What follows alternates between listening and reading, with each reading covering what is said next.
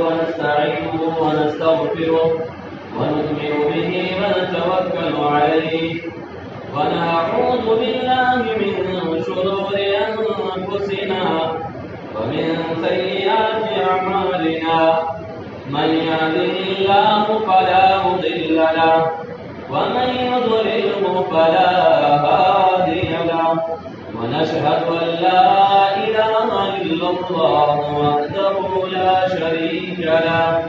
ونشهد أن محمدا عبده ورسوله أما بعد فإن خير الحديث كتاب الله وخير الهدي هدي محمد صلى الله عليه وسلم وشر الأمور محدثاتها وكل محدثة بدعة وكل بدعة ضلالة وكل ضلالة في النار. أعوذ بالله السميع العليم من الشيطان الرجيم. بسم الله الرحمن الرحيم. يا أيها الذين آمنوا اتقوا الله حق تقاته ولا تموتن إلا وأنتم مسلمون. يا أيها الناس اتقوا ربكم الذي خلقكم من نفس واحدة وخلق منها زوجها وبث منهما رجالا كثيرا ونساء واتقوا الله الذي تساءلون به والأرحام إن الله كان عليكم رقيبا. يا أيها الذين آمنوا اتقوا الله وقولوا قولا سديدا يصلح لكم أعمالكم ويغفر لكم ذنوبكم ومن يطع الله ورسوله فقد فاز فوزا عظيما. تمام طرح کی تعریفات و صفات بڑائی بزرگی حمد و ثنا اللہ عز و جل کے لیے لائق و زیبا ہے، اور درود و سلام ہو تمام انبیاء پر، خصوصاً جناب محمد صلی اللہ علیہ وسلم پر، وہ ذات مبارکہ مطہرہ جس کے ذریعہ اللہ عز و جل نے اس دھرتی پر بسنے والوں کی ہدایت فرمائی. حاضرین جمعہ، گزشتہ جمعے میں معاشرے کی اصلاح میں نوجوانوں کا کیا کردار ہوا کرتا ہے، نوجوان کیا حیثیت رکھتے ہیں کسی معاشرے کو بنانے اور اس کے بگاڑنے میں، اس کے تعلق سے چند باتیں قرآن حدیث کے روشنی میں آپ کے سامنے رکھی گئی تھی. بات یہ آئی تھی کہ نوجوان جو ہوتا ہے وہ اس کو جو ایک دولت ملتی ہے جوانی کی، وہ بہت ہی عظیم نعمت ہوا کرتی ہے. اگر اس نعمت کو وہ قدر نہ بن جائے اور اس کو صحیح استعمال کرے تو وہ بانے عروج پر پہنچ سکتا ہے، وہ سمندر میں سمندے ڈال سکتا ہے، وہ نہ جانے کون کون سی چیزیں ایجاد کر سکتا ہے جیسا کہ اس دنیا نے دیکھا ہے اور یہ دھرتی پر بسنے والے زمین و انسان نے اس چیز کا مشاہدہ کیا ہے. تو بات یہ آئی تھی کہ کچھ نوجوان تھے جنہوں نے توحید کے علم لے کر کے نکلے تھے. اللہ رب العالمین کی خوشنودی کی خاطر انہوں نے لوگوں سے لوہا لیا تھا، لوگوں کے سامنے ڈٹ کر کے مقابلہ کیا تھا. وہ نوجوان ہی تھے جن کی تعریف اللہ رب العالمین نے اپنے کلام مقدس کے اندر فرمائی ہے. تو اس سے ایک بڑا پیغام یہ ملتا ہے کہ توحید پرور ہونا بہت ضروری ہے، کیونکہ انسان راہ سے اس وقت بھٹک نہیں سکتا جب اس کے پاس صحیح معنوں میں برہان و دلیل ہو، اس کو کھرے پوٹے کی پہچان کی صلاحیت اس کے اندر موجود ہو کہ کیا چیز صحیح ہے کیا چیز غلط ہے، اگر اس کو پتہ ہی نہیں ہے کہ دو راستے جا رہے ہیں اور دونوں کی سمتیں الگ ہیں، ایک کسی جانب لے جانے والا ہے دوسرا کسی جانب لے جانے والا ہے، لیکن وہ بظاہر دیکھنے میں ایک ساتھ چلتے نظر آ رہے ہیں، تو ہم نے یہ سمجھ لیا کہ جس بھی راستے سے جائیں گے پہنچیں گے وہیں، کیونکہ ہم کو ان دونوں کے راستوں کے تعلق سے صحیح معلومات ہمارے پاس نہ تھی، ہمیں پتہ نہ تھا کہ دونوں راستے یہاں سے بظاہر ملے ہوئے نظر آ رہے ہیں، لیکن کچھ دور جانے کے بعد دونوں کی سمتیں الگ ہو جاتی ہیں، دونوں کی جہتیں الگ ہو جاتی ہیں۔ تو یہی معاملہ ہے کہ ہم اس کسی بھی ایک راستے کو پکڑیں گے، جانا کہیں تھا پہنچ جائیں گے کہیں اور۔ تو اسی طرح کوئی بھی جب ہمارے دماغ پر کچوکے لگائے گا، ہمارے سامنے کچھ ایسے توہمات کچھ ایسے اشکالات رکھ دے گا جس کو ہم پرکھنے کی صلاحیت نہیں رکھتے ہیں، تو فوراً اس کے جال میں آ جائیں گے، اس کے فریب میں آ جائیں گے، ہاں میں ہاں ملانا شروع کر دیں گے، کیونکہ ہمیں حقیقت نہیں پتہ ہے، جس کے نتیجے میں ہم جو صحیح چیز تھی اس سے بھٹک جائیں گے۔ تو اس لیے توحید کا جاننا بے حد ضروری ہے، اور خاص کر کے نوجوانوں کو، کیونکہ نوجوان ہی وہ پیڑھی ہے، نوجوان ہی وہ اس قوم کی ریڑھ کی ہڈی کی حیثیت رکھتا ہے جو اس کو بنا سکتا ہے اور بگاڑ سکتا ہے۔ اگر یہ نوجوان جو ہمیں نظر آتے ہیں اگر یہ بگڑ گئے تو معاشرے کو جہنم بنا دیں گے، معاشرے میں جینا دوبھر ہو جائے گا، ان کی وجہ سے ہماری نیک نامی نہیں بلکہ جدھر جائیں گے بدنامی ہی بدنامی ہمارے سر آئے گی۔ اگر انگلی اٹھے گی تو کسی ایک کے کیچڑ میں ڈبکی لگانے کی وجہ سے پورے معاشرے پر اس کیچڑ کے چھینٹے پڑیں گے، کیونکہ ایک نے غلطی کی ہے اس کی وجہ سے پورا معاشرہ اس میں گرفت پایا جائے گا، اور اس معاملے میں سب کی کوتاہی گردانی جائے گی، کیونکہ اگر کوتاہی ہو رہی تھی ہم کہاں سو رہے تھے۔ تو میرے بھائی اور دوستو، تو وہ نوجوان تھے جنہوں نے پہلے نمبر پر اپنے آپ کو توحید سے لیس کیا، رب کا ماننے والا اپنے آپ کو بنایا، اس کی یگانت اس کی وحدانیت میں کسی کو شریک نہیں ٹھہرایا، اور پھر اسی پر بس نہیں کیا، جیسا کہ ہمارے یہاں فارمولہ بن چکا ہے، ہم اچھے ہیں دنیا جائے بھاڑ میں، ہم تو سونے کے دودھ سے دھلے ہوئے ہیں، ہم اچھے ہیں دوسرا کچھ بھی کر رہا ہو نہیں، صرف یہی ذمہ داری نہیں ہے بلکہ خود بنے ہیں صحیح ہوئے ہیں تو دوسروں کو بھی سنوارنے کی ہمارے اوپر ذمہ داری ہے۔ تو ان نوجوانوں نے یہی کیا، خود اپنے آپ کو پہلے بنایا، اور یہ بھی خرابی ہمارے اندر بہت زیادہ پائی جاتی ہے، دوسروں کو لمبی لمبی ہم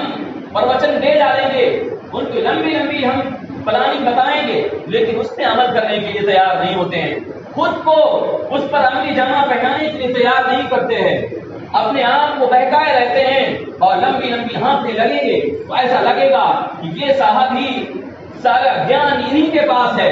اور کسی کے پاس ہے ہی نہیں ہے۔ تو یہ خرابی بھی پائی جاتی ہے، اسی لیے اللہ رب العالمین نے اپنے کلام مقدس کے اندر ایسے لوگوں کو ڈانٹ پلائی ہے، پھٹکار لگائی ہے، یا ایھا الذین آمنوا لما تقولون ما لا تفعلون۔ یہ حرکتیں یہ عادتیں تو ان لوگوں کی تھی جن کو کتابیں عطا کی گئی، جن کو برہان دیا گیا،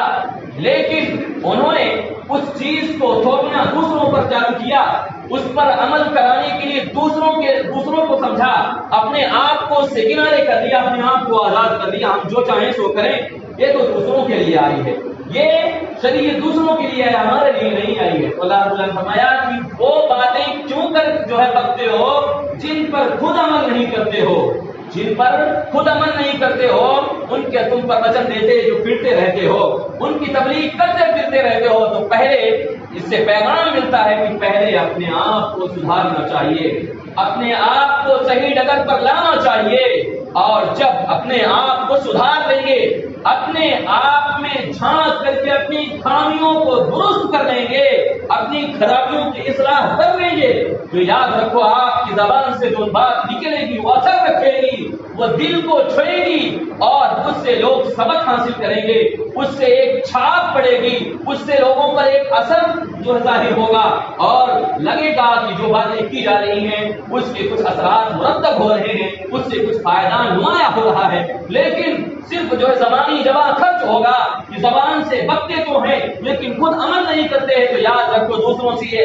اس چیز کا اگر آپ امکان رکھتے ہیں، اس چیز کی توقع کرتے ہیں، امید لگائے بیٹھے ہیں، تو آپ کی بیوقوفی ہے، آپ کی بیوقوفی اس طرح سے بیوقوفی ہے کہ آپ اس پر عمل کرنے کے لیے تیار نہیں ہے، دوسروں کو چاہتے ہیں اگلے سے اس پر عمل کرنے، کیسے ہو سکتا ہے جب خود اس پر جمع آپ کا دل اس پر مطمئن نہیں ہے، آپ کا دل اس کے لیے تیار نہیں ہے۔ تو یاد رکھو ان نوجوانوں نے کیا کیا، پہلے انہوں نے اپنے آپ کو ایمان سے آراستہ کیا، اس کے بعد بہتی ہوئی قوم، بگڑی ہوئی قوم، بھٹکی ہوئی قوم کو ذرا تو گمراہی میں دھمک بنیاد اور اس میں جو ہے کہ جھومتی ہوئی قوم کو پہلے پیغام دیا کہ تم اللہ رب العالمین کے راستے سے بھٹک گئے ہو، صحیح راستے پہ آ جاؤ۔ تو اس سے بہت بڑا پیغام ملتا ہے کہ خود کو اپنے آپ کو بنانا ہے، اور اس کے بعد بنانے کے ساتھ ساتھ ہاتھ پسارے بیٹھ نہیں جانا ہے، بلکہ دوسروں کی بھی اصلاح کرنی ہے۔ میرے بھائی اور دوستوں، آگے چلتے ہیں۔ آپ جانتے ہیں ابراہیم علیہ السلام بارہا ان کے سلسلے میں سنتے رہتے ہیں کہ وہ ابراہیم جو ایسے گھرانے میں پیدا ہوتے ہیں، ایسے انہوں نے ماحول میں آنکھیں کھولی، اور وہ جو ماحول تھا وہ بت گھروں کا تھا، وہاں بت پرستی عام تھی، اور ساتھ ہی ساتھ سب سے بڑا المیہ تو یہ کہ والدین جن کے سائے سے ٹھنڈک ملتی ہے، جن سے تقویت ملتی ہے، جن سے بچے کے اندر یہ قوت آتی ہے، اور کوئی مانگا ہوتا ہے دکھ درد بانٹنے کا، وہی اس کا سایہ ہوتا ہے، لیکن اس کے جو باپ جو والد تھے وہ بت گھر تھے، بت بناتے تھے۔ میرے بھائی اور دوستوں، تو انہوں نے جب سن سرور کو پہنچتے ہیں تو وہ اللہ رب العالمین کے وحدانیت کو ڈھونڈنا شروع کر دیتے ہیں۔ رب العالمین کچھ ایسا اسباب بناتے چلا جاتا ہے جس کے نتیجے میں انہیں حق کی جو تلاش تھی، جو ان کو صحیح چیز کی تلاش تھی، وہ چیز ان کو نظر آنی شروع ہو جاتی ہے۔ وہ اپنی قوم اور اپنے والد سے کہتے ہیں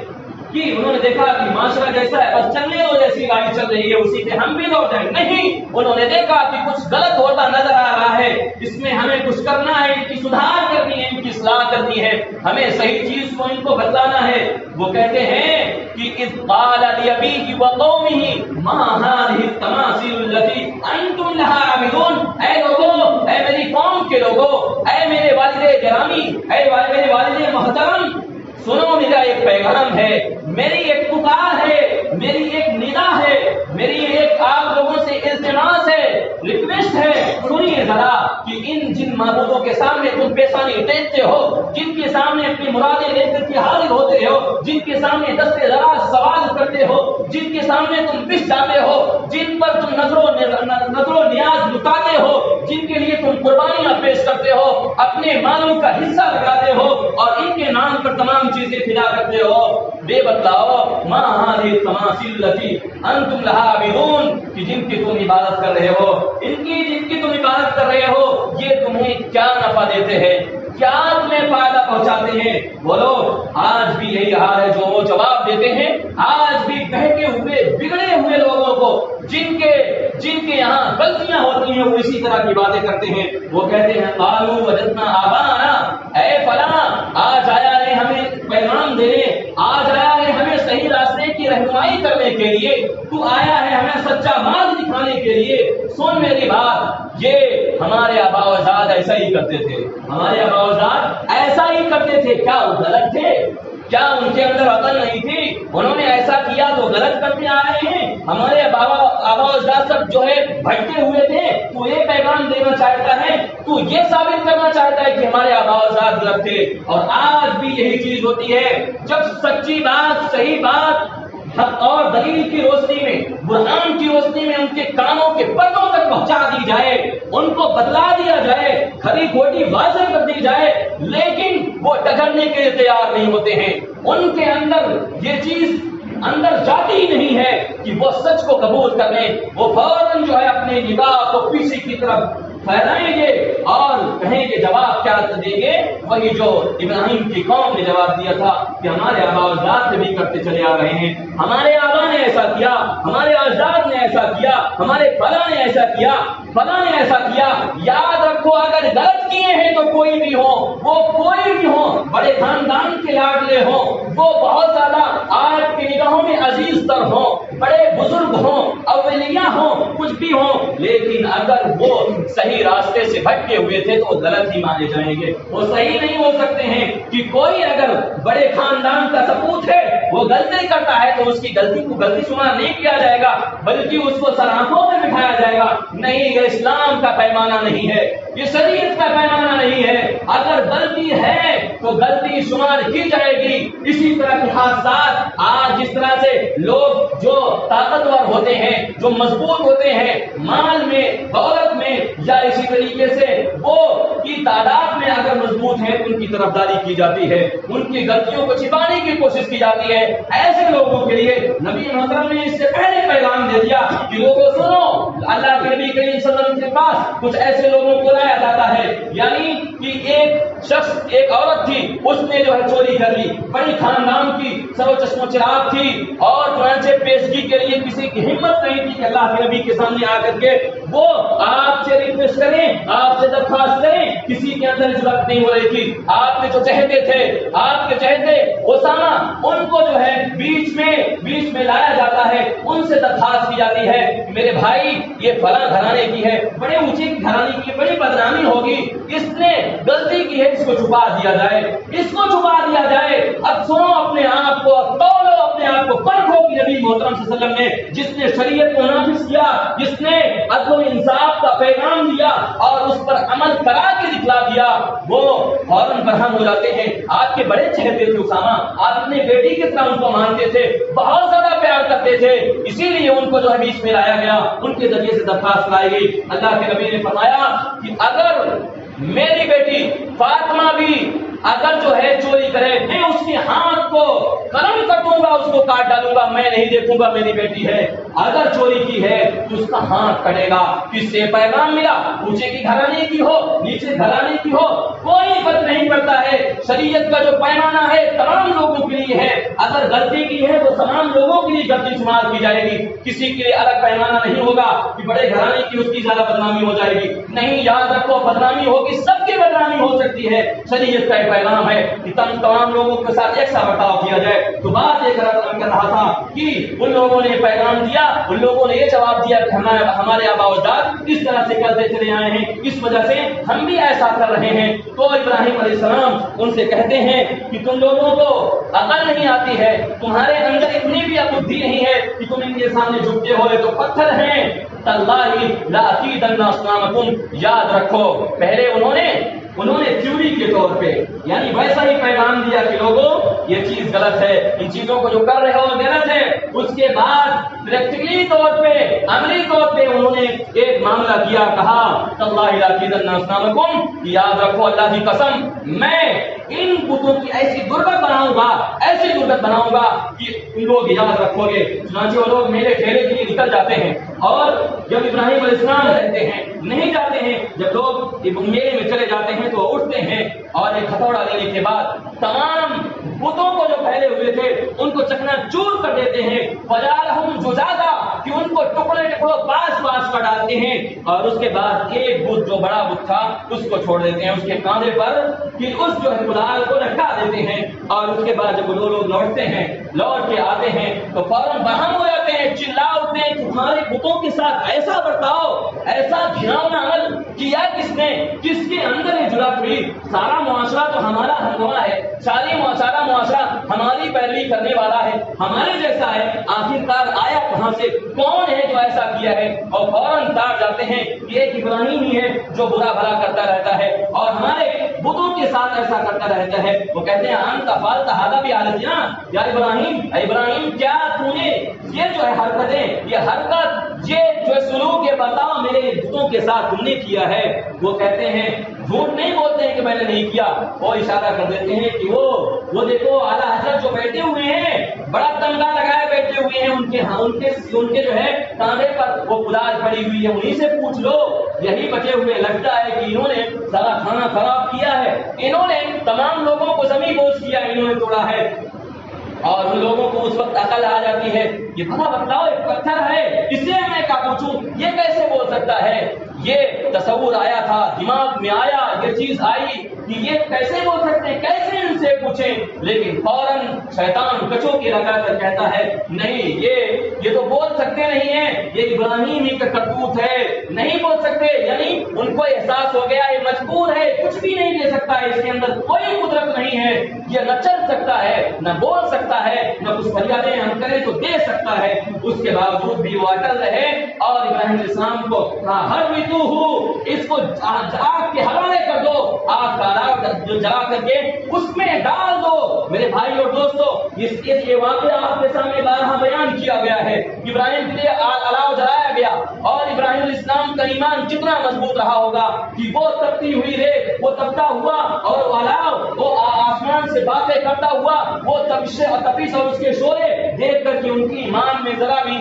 حرارت کم نہیں ہوئی، وہ ڈگمگائے نہیں کہ نہیں اب ہم پیچھے کی طرف ہم اپنے آپ کو طائب کر لیتے ہیں، ہم تمہارے ساتھ آ لیتے ہیں، بھائیو ہمیں معاف کر دو۔ نہیں، ایسا نہیں کیا، بلکہ ایمانی حرارت کو برقرار رکھا۔ اللہ رب العالمین نے ایسے رہتی دنیا تک کے لیے ایسا معجزہ قائم کر دیا کہ اس جلنے والی آگ کو جس کی کام جلانا تھا، اس کے کام جلانے کے کام کو بھی اللہ رب العالمین نے پھیر دیا اور وہ ان کا بال بیکا نہ کر سکی۔ اللہ رب العالمین چاہتا تو تیز ہوائیں چلا سکتا تھا، آندھیاں چلا سکتا تھا، جس کے نتیجے میں وہ آگ بجھ سکتی تھی۔ اللہ رب العالمین اگر چاہتا تو موسلا دھار بارش برسا سکتا تھا، مہ برس سکتی تھی، جس کے نتیجے میں وہ آگ بجھ سکتی تھی، لیکن رب کو تو کچھ اور کرنا تھا، رب کو جو بدلہ دینا تھا، رب کو جو جزا دینا تھا، وہ اسی انداز میں دینا تھا جس انداز کا ان کا ایمان تھا، جس انداز کا ان پر جو ہے اللہ رب العالمین کا بھروسہ تھا۔ آگ میں پھینکے جانے کا مرحلہ آ گیا، وہ مرحلہ آ گیا، دیکھ رہے ہیں کہ آگ اتنی تیزی کے ساتھ جل رہی ہے، اور اس کے بعد جب پھینکنے لگے تو زبان سے کسی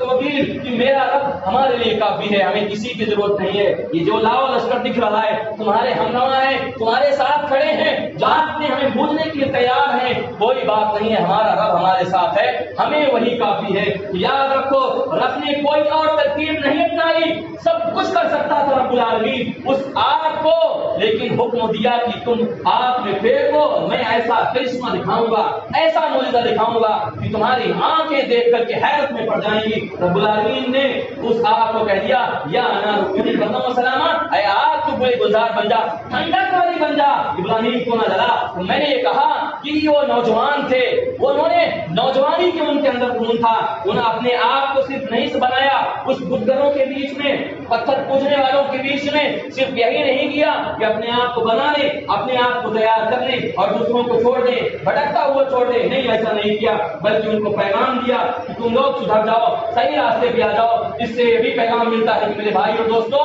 کہ ہمیں اگر کسی اس طرح کے معاملے آ جاتے ہیں تو ہمیں اپنے آپ کو مضبوطی کے ساتھ قائم رکھنا ہے۔ ایسا نہ ہو کہ اگر کوئی مصیبت آ گئی اور کسی مصیبت میں گر گئے تو ہم اپنے رب کو بھول جائیں، اور رب کے خلاف اگر ہمیں کسی چیز پر آمادہ کیا جاتا ہے تو ہم فوراً جو ہے اس کے لیے تیار ہو جائیں اور دل سے بھی اطمینان اور تسلی ہو جائے، جانے دو بھاڑ میں جائے، مریں گے اس کے بعد دیکھا جائے گا۔ اس دنیا میں ابھی ہم اس مصیبت میں پڑے ہیں، مشکل میں پڑے ہیں، مصائب آئے ہیں، آلام آئے ہیں، اس کے نتیجے میں ہم ڈگمگا جاتے ہیں، جو کہہ رہا ہے سامنے والا ہم شرکیہ کام کر دیتے ہیں، بدعات کو انجام دے دیتے ہیں، رب العالمین کے ساتھ کسی کو ٹھہرا سکتے ہیں، جو بھی شرکیہ کلمات ہیں ہم سے کہلوایا جا رہا ہے ہم کہہ دیتے ہیں، اس میں کیا جاتا ہے۔ یاد رکھو، بہت بڑی چیز ہے ایسے مواقع پر اپنے آپ کو ثابت قدم رکھنا، اپنے آپ کو ٹھہرائے رکھنا اور رب پر بھروسہ کرنا، یہ بہت عظیم چیز ہے۔ لیکن کب آئے گی یہ توکل، یہ بھروسہ، یہ ایمان کی حلاوت کب آئے گی؟ جب ہم ایمان پرور بنیں گے،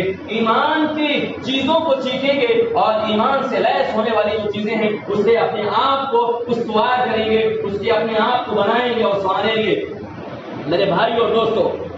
اللہ کے نبی جناب محمد علیہ السلام سواری پر سوار ہیں، آپ کے پیچھے